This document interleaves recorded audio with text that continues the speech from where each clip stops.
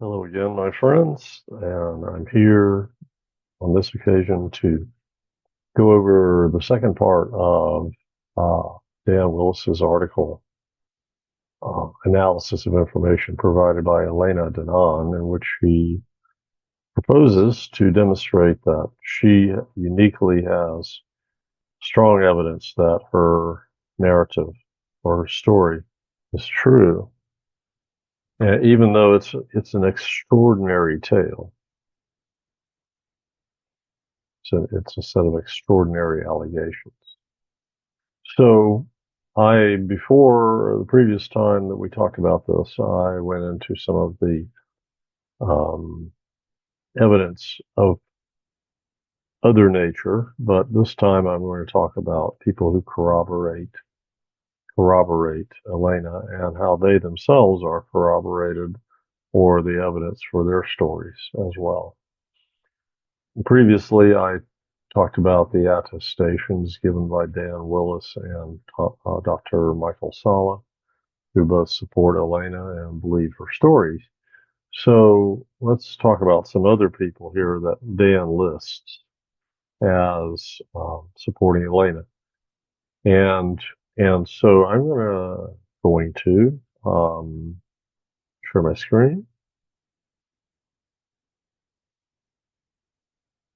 and there we are. So, or we should be. I hope we are. Let me double check here. Yeah. Are you seeing that? No, you're not seeing that. Why are you not seeing it? Hmm. Or if you were seeing it, then something happened. Okay. So here we are. Hmm. Okay. All right. I'm not sure what's going on, but I'm assuming you're seeing the screen that I'm looking at. So this is the list, the following partial list of events in chronological order that corroborate the information Thorhan Eridjan has been giving through Elena. Now, Thorhan himself, we don't have direct access to. He speaks only through Elena, so that's part of what we're trying to corroborate, and we can't say that Thorhan uh, corroborates Elena. If anything, it would be the other way around. Elena alleges that this extraterrestrial individual named Thorhan exists. So I'm just going to go through here looking for personal names, and we have Professor Haim Eshed, an Israeli who in 2020 said that the Trump administration back at that time had been working with the Galactic Confederation or Galactic Federation. I don't know why. I sometimes want to call them Confederation. So looking at the third entry, it mentions a McMurdo base employee who is not named here. His name apparently is Frank, or at least that was his pseudonym. But Frank has been in contact with Elena over time. He's somebody who follows her work, and he was and possibly still is stationed at McMurdo Sound in Antarctica. So Gene Roddenberry, famous man, and deceased, but Gene Roddenberry was responsible for the Star Trek TV show, which was sort of soft disclosure and introduced humanity, the public, the general public, to the idea of um, spacefaring, advanced technology, and many different species, a lot of them humanoid, but not all, being involved in space travel and having different cultures and all that sort of thing. So some people probably objected to it, feeling that, well, there was too much race mixing and all that sort of thing, you know. And not only that, but then they had the audacity to present Mr. Spock as half human and half Vulcan. So you had even different species reproducing.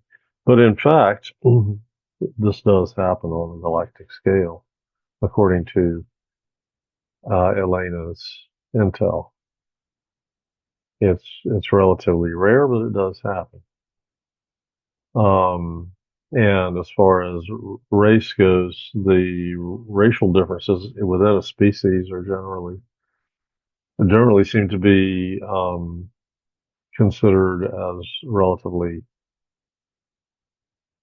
what's the word, insignificant, relatively. But of course, there's variation in all these things. So let's scroll down a little bit to January 2022. And it says Thorhan revealed that there was a large arc in the Atlantic Ocean. And a week later, JP, who has been speaking with Dr. Sala for a long time, went on a mission into the arc. And so there was corroboration from JP that this arc existed, and Thorhan was therefore giving accurate information.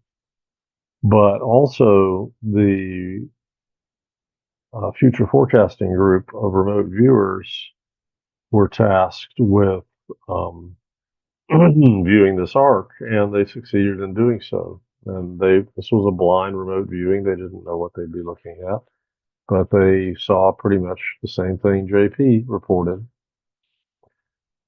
So that was additional corroboration. Jean-Charles Moyen, who's a friend of Elena's. Let me check on something here. Bear with me a moment. Okay, I think we're good. We're good. All right. So Jean-Charles is a remarkable person who was in the secret space program. He has the ability to teleport himself or to bilocate, which means creating another copy of his body and transferring his consciousness primarily into that secondary body. And these are very unusual abilities for a human. And Jean Charles himself has been validated, and I will explain a little bit about that later. But there were a couple of experiences here that were shared between Jean Charles and Elena, which were, first of all, going with Thorhan to visit the space ark located under the ice in Antarctica near Lake Vostok. And then later, a little bit later, Jean Charles and Elena were both brought aboard the Pleiadian Galactic Federation Excelsior mothership.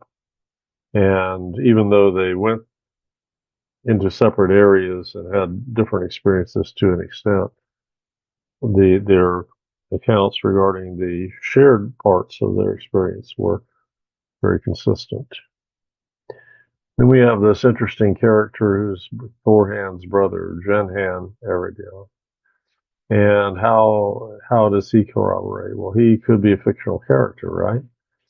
You would think so, except for the fact that he conveyed advanced scientific knowledge, which didn't exactly violate the Prime Directive. Oh, the Prime Directive, I didn't talk about that. Well, let's circle back. So Jenhan was a crystal expert, and he validated Dr. Marcel Vogel's work, made some minor adjustments to it, and explained the scientific basis of some of Vogel's findings in Pleiadian terms. So he also gave information about a frill generator, which is potentially a free energy device, but it also has health benefits. And that device has been built here on Earth. Needs some refining. Our version of it needs some refining. Let's back up here to Gene Roddenberry once again. So there was a concept in Star Trek of the Prime Directive, which was a law, basically, that the Federation of Planets obeyed. And this was based on the real Prime Directive, which is a law that the Galactic Federation of Worlds obeys. Gene Roddenberry wrote a book in which he spelled out the Prime Directive in detail. And this was not a popular book, not very well known. So Thorhan gave the The contemporary version of the prime directive to Elena, who passed it along to Dr. Michael Sala, who did a comparison. He found the old version written up by Jane Roddenberry and compared that to the new version given by Thorhan, and all the concepts are identical. The wording is a little bit different.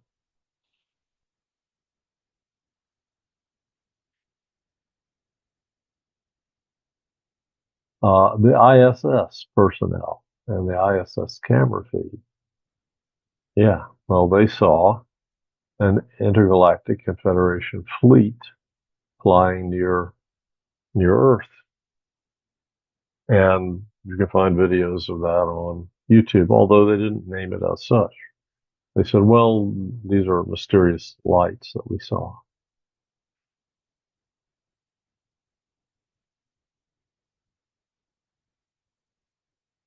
Continuing on. Oh, sorry, Tony Rodriguez.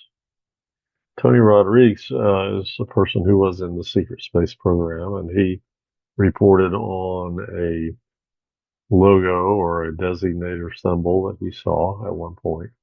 This was echoed later in Elena's description of Junhan Eridion's insignia that he wore, which was appropriate, to his situation. So the same symbol was seen by two different people at two different times in two different contexts and described separately, but there was a correlation there. Then there's a discussion here, January 7th, 2023, about a disclosure plan delivered to General Glenn Van Herk. And General Glenn Van Herk does not acknowledge publicly that this happened at this point, but he may in the future if he's given permission. If disclosure happens, it may not matter very much anymore that he had this meeting and kept it secret. So he will say, "Yeah, I had this meeting." He might say that. There's another general who's also spoken of, and I would have to just scroll down to find him. There you go, General James Dickinson, this gentleman here. So scroll back up, and the next person mentioned was John Peterson from the Arlington Institute, who confirmed that regressive ET groups had been removed from the solar system, which was something Elena was saying and had been saying for a year or more at that point. So I think those are all the corroborations from individuals. Oh, no, actually, there was a really important one that I failed to mention, which was Danny Henderson's account. Now, Danny Henderson claims that Elena is her best friend, and she made a video, which you see here. My beautiful friend Elena Denon, emissary for the Galactic Federation of Worlds.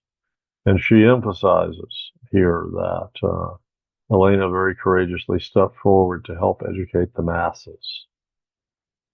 And she did this in the middle of 2022, or well, before that, but she came forward during the Biden administration when things were sort of at their height of manipulation, and it might have seemed like a dangerous time to come forward with information the deep state didn't want us to have. So Elena is very courageous and she's very natural, and anybody who watches her for a period of time with an open mind, I think, would have to come to the conclusion that she's just being herself most of the time. I mean, she has a sense of formality that leads her to behave in a little bit more formal way when she's making announcements on behalf of the Galactic Federation and that sort of thing. So I would just invite you to watch Danny's video here, and Danny has great credentials too, and that's a point I want to highlight. And so in order to do that, I will stop sharing. So we talked earlier about Jean Charles and his ability to teleport and bilocate. And he did a video with Elena where he's talking about his second feature film, which was Starseed Revelations 1 and 2. And the second one is the evidence for the reality of all the things that he related and portrayed in the first film about the unusual events of his life. And so he cited Carl Sagan's statement that extraordinary claims require extraordinary evidence. And he said, given that I have the evidence, then I have to present it. And so the second film is all the evidence. And he is attested to by his parents, who realized from a very young age that he was an unusual youngster and an unusual person, and they pretty quickly knew they were dealing with a starseed. I don't know if they had that terminology in the beginning, but they, certainly had to deal with somebody who had unusual situations and things happen to him. And so they are of advanced age but still alive, and they freely acknowledge the strange events of their son's life. So you have a situation where, John Charles has other evidence as well. I mean, don't want to go into all that, but he's someone with an unusual story, an extraordinary story, an incredible story. Doesn't mean it shouldn't be given credibility, but perhaps by default you would assume that it's just crazy talk. But then if you look into the evidence, you can become convinced that he's telling the truth. So Jean Charles then says, and I was with Elena when these certain things happened, which are unusual also. So you come to appreciate when you start investigating contactees that what you actually have is a network of people who mutually reinforce one another's stories and attest to one another's stories as true. To an extent, anyway. It seems to me that it reflects reality. It's not something staged or artificially created. And it's what you would expect if what they're saying is true. So that's a powerful attestation and confirmation of the basic narrative that they all share about benevolent ETs, technologically and spiritually advanced extraterrestrials. So, on that note, I think I will conclude. Thank you for watching and listening, and do not forget to subscribe, to hit the little bell button so you get notifications, like and comment, start a conversation or participate in one. And let's help this channel grow. And I think I have something to offer as a commentator, although I haven't yet started bringing other people on the show. I will. And that will progress to where I'm interviewing some of the big names. I certainly hope to anyway, and you can help me do that by helping me grow the channel more quickly.